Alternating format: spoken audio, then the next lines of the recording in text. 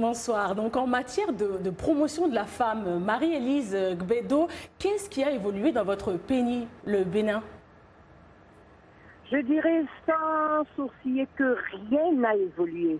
Au contraire, nous assistons à une dégradation, à une régression de la promotion de la femme dans le domaine politique. Que ce soit au niveau du Parlement, au niveau du gouvernement de l'exécutif, dans les communes, les institutions de la République, la femme béninoise est de moins en moins visible, alors que dans ce pays, nous avons eu à un moment donné 8 femmes dans le gouvernement. Aujourd'hui, on n'en a que 3. Alors que c'est la volonté politique qui doit toujours donner l'exemple. C'est ce que moi j'ai toujours soutenu.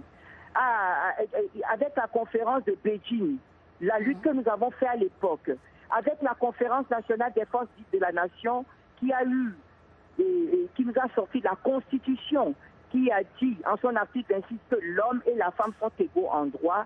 Nous avons eu beaucoup d'espoir, mais aujourd'hui nos espoirs sont par terre. Hein. On ne croit plus à rien. Il y a d'autres femmes qui sont mobilisatrices quand il s'agit de mobiliser un certain électorat, ou aussi, voilà, ou aussi même qui sont là pour apaiser. Elles ont un rôle vraiment d'apaisement, comme je le mentionnais tout à l'heure avec Samba Panza en RCA.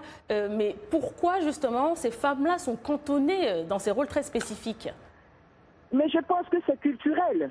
C'est culturel, c'est-à-dire qu'on attribue beaucoup plus ce rôle à la femme. N'oubliez pas que la coutume joue un rôle, a joué un rôle déterminant dans l'émancipation de la femme dans notre pays. Les femmes sont encore tributaires de l'autorité du mâle, de ce mythe historique qui est fondé sur l'inaptitude des femmes à gouverner. Et c'est ça qui a justifié l'absence des femmes dans la sphère publique. Et on estime que le rôle de la femme, c'est de jouer à l'apaisement, c'est d'accompagner le mari, c'est de conduire l'homme à réussir. Ce qui fait que même par rapport à l'émancipation politique de la femme, il y a beaucoup de femmes qui aimeraient bien, mais à cause des problèmes conjugaux que ça peut amener dans leur foyer, elles préfèrent laisser tomber et s'occuper du foyer. Leurs époux ne les accompagnent pas parce qu'on estime que ce n'est pas le rôle de la femme. Vous avez été candidate 4 fois à l'élection présidentielle au Bénin. Donc on se demande si les femmes votent forcément pour une femme. Je dirais non. Puisque même on me le dit en face.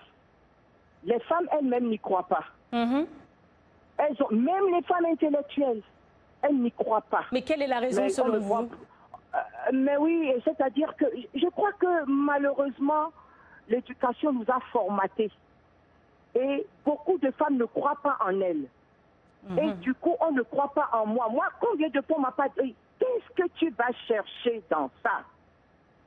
Et il y en a qui me disent, ta place n'est pas là. Et pourtant, ce sont des femmes intellectuelles qui ont voyagé, qui ont vu du pays, qui sont bien. Mais elles ne sont pas convaincues. On va jusqu'à dire, ah, on ne peut pas voter pour toi parce que ce sera une voie de perdu.